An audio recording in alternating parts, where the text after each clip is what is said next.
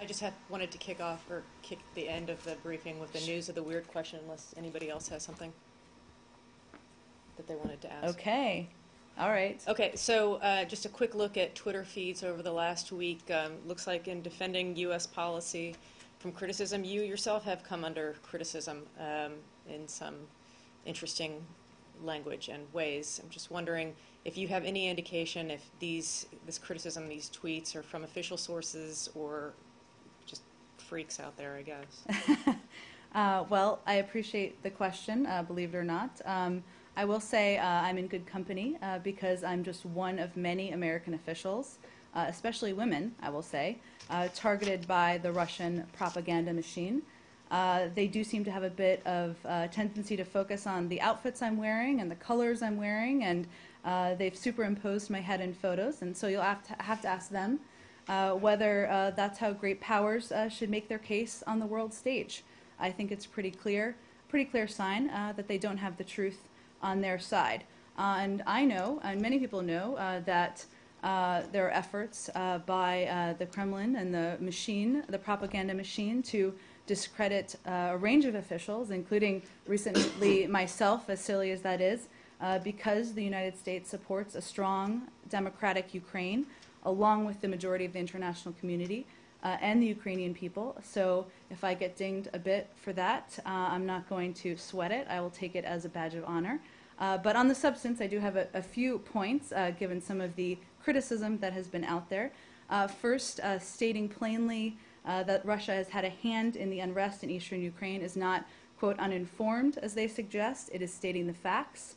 Second, calling on Russia to pull back troops and engage directly with the government of Ukraine is not, quote, you confused, as they suggested. It is the position of the United States government, the G7 countries, and most of the world. And lastly, some of you, and you just did now, but some of you have emailed me and asked me about some of the photos and others issues that have appeared in social media and asked me what I think. And I think a bottom line is I don't think the Secretary of State or the President of the United States thinks there should be a place in diplomacy for sexism. And what's sad is that when you have a culture as vibrant as the Russian culture, that anyone would stand to accept that. So thank you for your question. The hat that Mr. Lavrov gave to you? No, I still have that hat.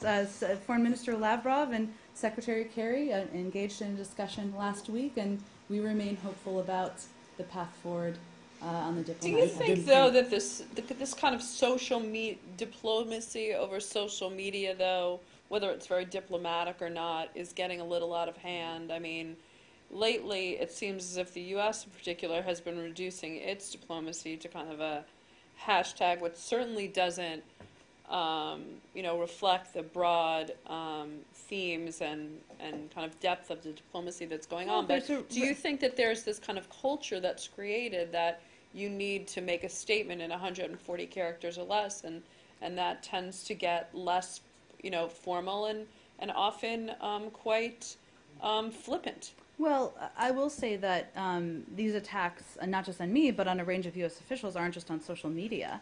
They're on Russia-controlled media. They're in their newspapers, and so they're in a range of outlets. Let me finish. I'll answer your question. I do think that social media provides a mechanism for communicating directly with people around the world, whether that's people in Ukraine who need to know that we support them, whether it's whether it's domestically here and what my colleagues at the White House do to engage on the president's agenda.